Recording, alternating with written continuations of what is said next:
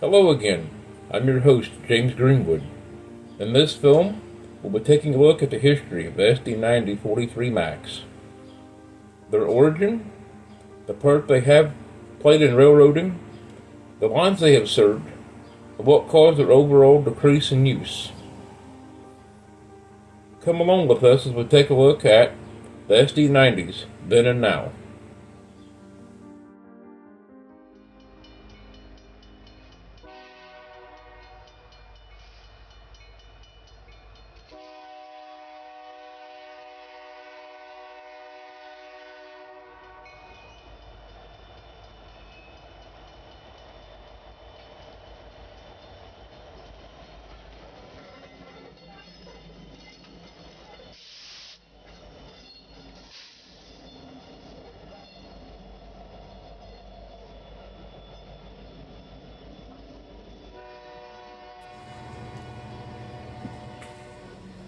The Indiana Railroad initially long-term leased 14 of the SD90 43 Mack locomotives from the CEFX Lease Corporation as replacement power for the aging and becoming outdated SD60s that were also of leased power.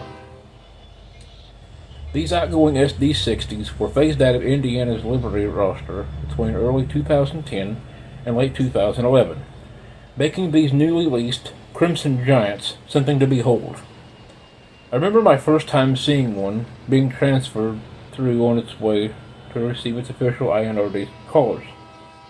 Seeing it in the faded CEFX maroon paint, I thought to myself, what is this? I'd never seen one of these before, and thought maybe it was just being ran through for a transfer to be handed off elsewhere. Little did I know that these exact pieces of equipment would be the mainstay of the railroad's main activity for the next 15 years.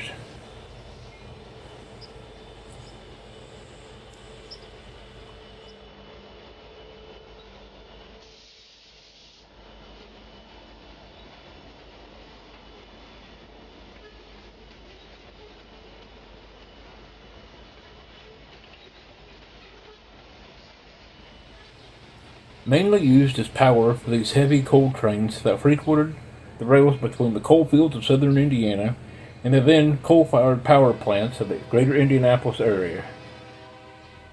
These 90s could be pieced together and pull the same loads as the predecessors could without the extra locomotives being added on.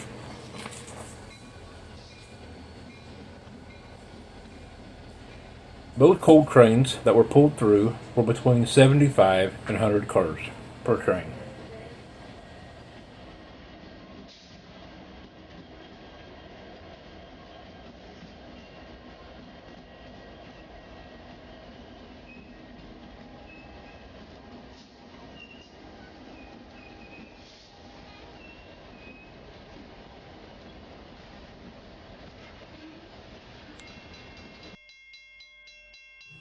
Most generally, you could catch at least a couple, if not more, SD90s heading north as trail power on a Friday afternoon freight, ensuring an empty coal train or two were in store before the weekend was through. Two of the trains that frequented INRD lines back in the coal heyday were the Perry K and also the IP&O coal. Both were based in Indianapolis, but were phased out later on due to gasification that the power plants mentioned.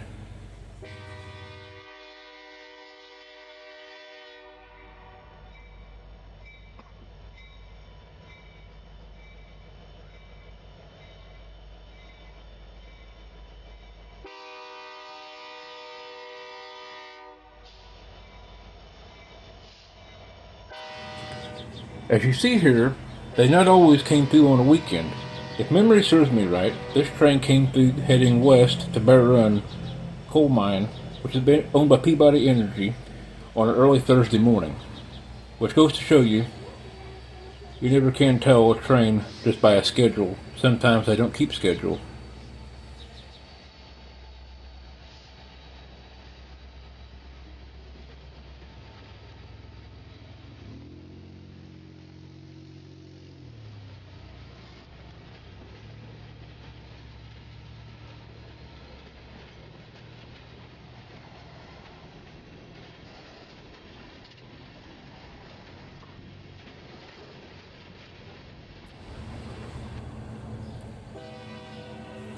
Sometimes one would be lucky enough to catch a train featuring these units traversing the storied Chicago subdivision between Linton's Connection Track and Bee Hunter, where Indiana Southern Railroad and the Indiana Railroad would hand off empty and sometimes loaded coal trains between the two, with Indiana supplying most of the loaded coal trains to that connection.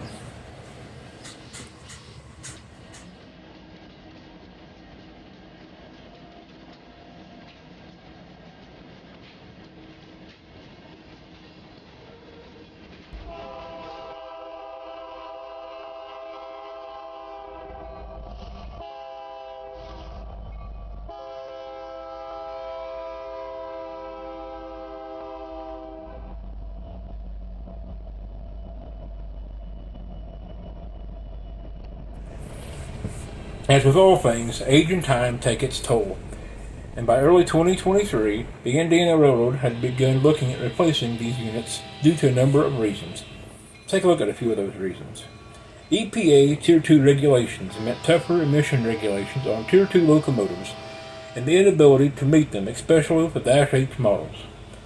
Mechanical reliability issues plagued these units over time. Also, the overall lack of available replacement parts forced many lines, as well as INRD, into storing or scrapping of these locomotives. A better product. While the SD90 Mac-H was a competitor to the General Electric AC6000CW, the GE product won out, being the overall better, more reliable product. Reshaping or shipped off. Some of the Mac-H models were items of the export game, being sent to Australia for further use, while others were kept stateside and either rebuilt or repurposed by the railroads. As of January 2005, EMD no longer produced these locomotives, which explains the problem with the shortage of parts as years progressed. As of 2019, the Union Pacific Railroad was the only remaining railroad in the United States using these. They sold 100 to Norfolk Southern Railroad and another 40 to the Canadian Pacific Railway, leaving the remaining to be retired, likely to meet the fate of the torch.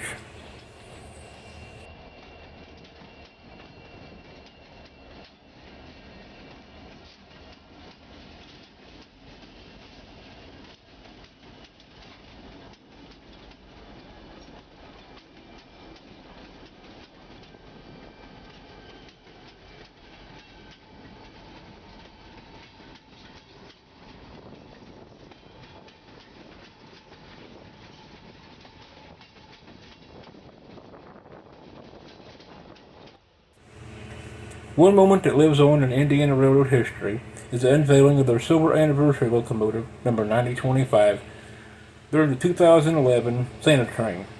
After this event, it was great to see this out working under normal conditions.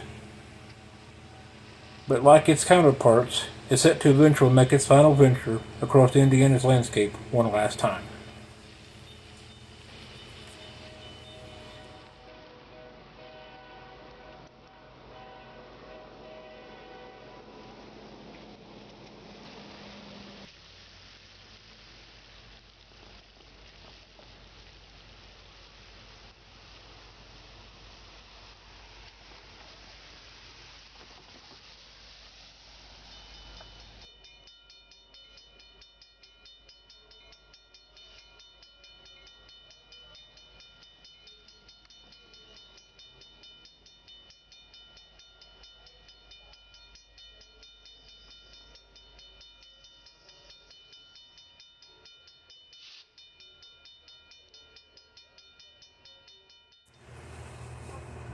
This first shot was taken during an event for Cummins Diesel in 2016, showcasing the brand new locomotive CECX number 1919.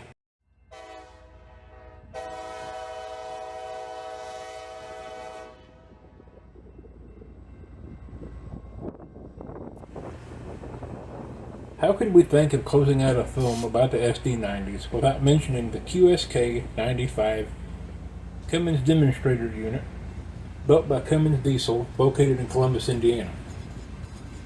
Thanks to Back on Track Productions' close friend Matt Hellender, LIRC Matt 92 on YouTube, for the assistance in helping us close out this film.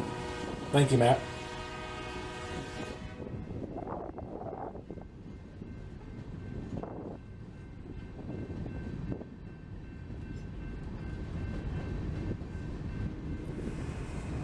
Here we see CECX number 1919 aboard a southbound Louisville and Indiana Railroad mixed freight train headed south to Jeff Yard in Jeffersonville, Indiana, where it would remain for a while before being taken to Knoxville, Tennessee, Knoxville Locomotive Works, and renumbered KLWX 1998, whereas to our current records show it's still in operation.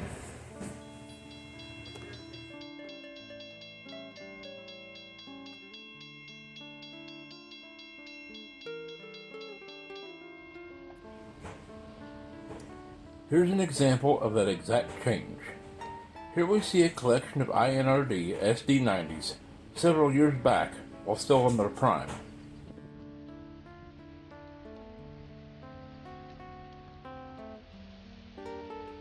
We learned from an anonymous inside source in the Indiana Railroad that 3 of these beauties, who have been on lease from CEFX, will be relocating south of the border to Mexico very soon. Although they will be missed, it's great to know they'll have new life again in their new environment. Adios, Trace Locomotives, via con Dios.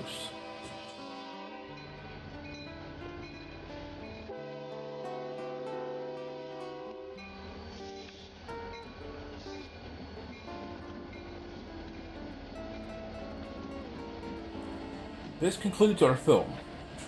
We hope you've enjoyed viewing this film as much as we have enjoyed putting this together for you. As always, we love feedback from our fans, so feel free to contact us on any of our media outlets. Until next time, this is James Greenwood from Back on Track Productions. Be safe, and we'll see you trackside. Thanks for watching. Bye-bye.